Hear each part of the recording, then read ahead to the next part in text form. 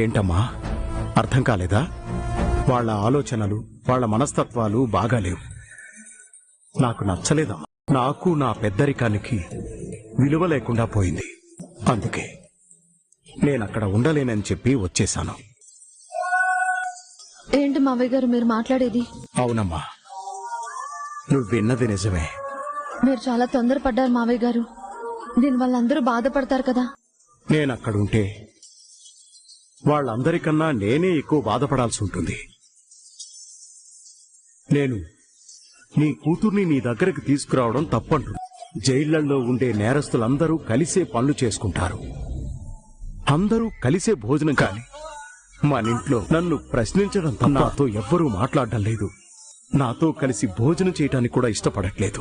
ఈ వయస్సులో నేను కోరుకునేది మనశ్శాంతి ఒక్కటే. అదే నాకు లేకుండా పోయింది. అందుకే